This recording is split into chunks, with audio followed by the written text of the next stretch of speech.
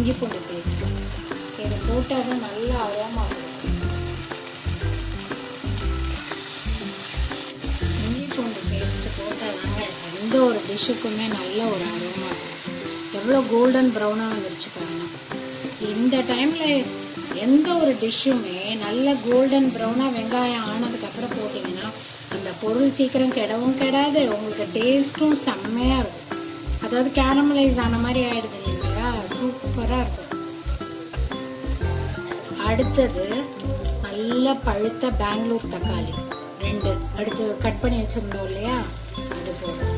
இதில் இந்த டிஷ்ஷுக்கு தேவையான ராக் சால்ட், கல்லுப்பு, அதை போட்டிங்கன்னா உங்களுக்கு வந்து நல்லா ஸ்மாஷ் ஆகிடும். தக்காளி உப்பு போட்டால் தான் வேகும். தக்காளி நல்லா கலர்ஃபுல்லாக இருக்கா. இப்போ இனிமேல் தான் மஞ்சத்தூள் எல்லா ஸ்பைசஸும் ஆட் பண்ணும். கொஞ்சம் குழையட்டும். தக்காளி குழஞ்சாதான் மசாலா போட்டு நம்ம எல்லா ஸ்பைசஸையும் ஆட் பண்ணுறதுக்கு கரெக்டாக இருக்கும். மூடி போட்டு ஒரு 10 minutes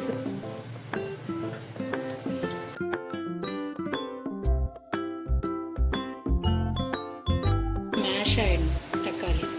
அப்போ தான் உங்களுக்கு அந்த புர்ஜியோட டேஸ்ட் வந்து ஜாஸ்தியாக அது உப்பு போட்டனால நல்லா மேஷ் ஆகிடுச்சு.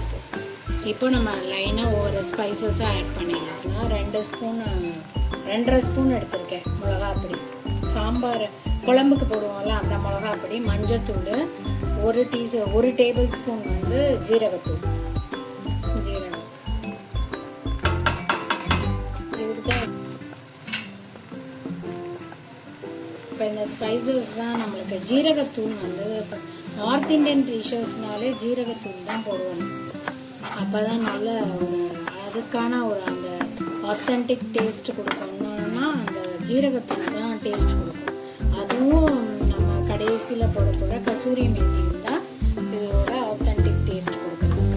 இந்த நார்த் இந்தியன் டிஷ்ஷு அப்படின்னு நம்ம சொல்கிறோம் இல்லையா, அதுக்கு நம்ம ஊர் ஸ்பைசஸ்னால் என்ன, மஞ்சத்தூள், உப்பு, மிளகாப்பொடி அவ்வளோதான் போடுவோம் மெயினாக. அதுக்கப்புறம் பெப்பர். மோஸ்ட்லி செட்டிநாடு சைட்லாம் பெப்பர் தான் மெயினாக ஆட் பண்ணுவோம். நார்த் இந்தியன் ஃபுல்லாக ஜீரகத்தூள் தான் போடுவாங்க. இது அவ்வளோ நல்ல ஒரு அரோமாவாக இப்போவே அப்படியே புர்ஜி ஸ்மெல் வந்துருச்சு. அவ்வளோ நல்ல அரோமாவாக இருக்குது. கொஞ்சமாக தண்ணி விடணும், ரொம்ப விட்டுறக்கூடாது. கொஞ்சமாக விடணும். கொஞ்சமாக விட்டு இந்த மசாலாலாம் நல்லா கொதிக்கட்டும். ஃபஸ்ட்டு நல்லா மசிச்சு விட்டாச்சு.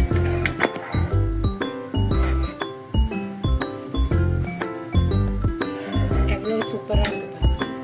இதில் 2 பச்சை மிளகா போட்டு இது எண்ணெய் பிரிகிற வரைக்கும் அப்படியே மூடி வச்சிடணும். 10 நிமிஷம் ஆயிடுச்சு. இப்போ திறந்து பார்ப்போம். பாருங்கள் எவ்வளோ எண்ணெய் பிரிஞ்சு எப்படி எவ்வளோ சூப்பராக எம்மையாக இருக்குது. வாசனை அவ்வளோ சூப்பராக வருது. இப்போ அந்த பச்சை மிளகாலாம் நல்லா சாஃப்ட் ஆகிடுச்சு. இந்த பச்சை மிளகாவோட காரம் எல்லாம் இறங்கி செம்மையாக இருக்குது, எம்மையாக. இப்போ தான் நம்ம இந்த ஸ்டேஜில் ஒரு கட்டோரி பன்னீர் ஸ்க்ராம்பிள் பண்ணி வச்சுருக்கோம் இல்லையா, பன்னீர் ஸ்க்ராம்பிள் பண்ணி வச்சுருந்தோம் இல்லையா ஒரு கட்டோரி. அது அப்படியே தண்ணி இனிமேல் ஊற்றக்கூடாது. இந்த மாதிரி இந்த தக்காளி தொக்கு கன்சிஸ்டன்சி இருக்குது. நம்ம வந்து தக்காளி தொக்குங்கிறவங்க, அதுதான் அவங்க வந்து நார்த்தில் வந்து பன்னீர் புர்ஜிங்கிறாங்க. இது இன்னும் கொஞ்சம் இதுவாக வேணும். கொஞ்சம் சிம்மில் இருந்தது. இப்போ கொஞ்சம் லைட்டாக தூண்டி விட்டுருக்கேன் கேஸ் ஃப்ளேமை. இப்போ பாருங்கள் எவ்வளோ செம்மையாக இருக்குது. ஒரு 2 நிமிஷம்.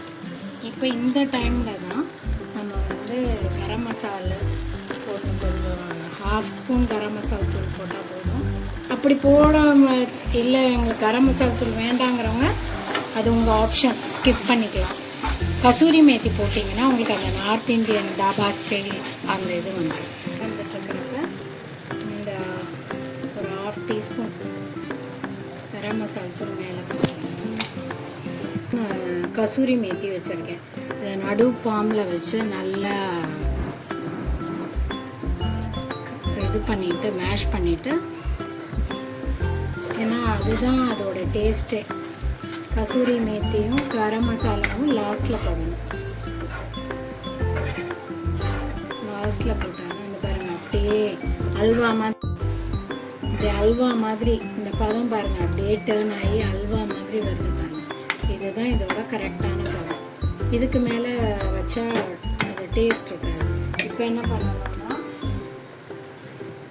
ஒரு சின்ன துண்டு பட்டர் போட்டுங்க.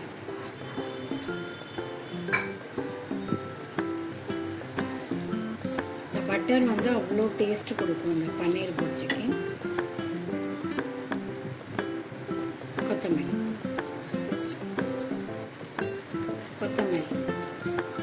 இந்த பட்டர் உருக உருக அவ்வளோ டேஸ்ட் கொடுக்கும். இப்போ பார்த்தீங்கன்னா, இப்போ இதில் எதுவுமே இப்போ ஃபஸ்ட்டு நம்ம ஆட் பண்ணோம் இல்லையா, உப்பு காரம் ஜீரகத்தூள், அதோடு அவ்வளோதான். நம்ம எந்த ஸ்பைசஸும் போடல.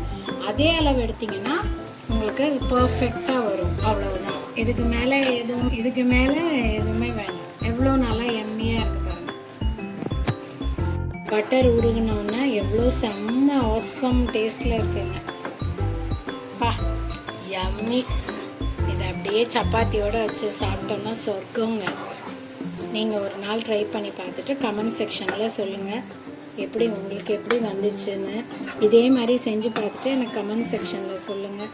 உங்களோட இது நெகட்டிவ் தாட் கமெண்ட்டையும் சொல்லுங்கள், பாசிட்டிவ் கமெண்ட்டையும் சொல்லுங்கள். என்னோட சேனலை பார்த்ததுக்கு ரொம்ப தேங்க்ஸ். பாய்.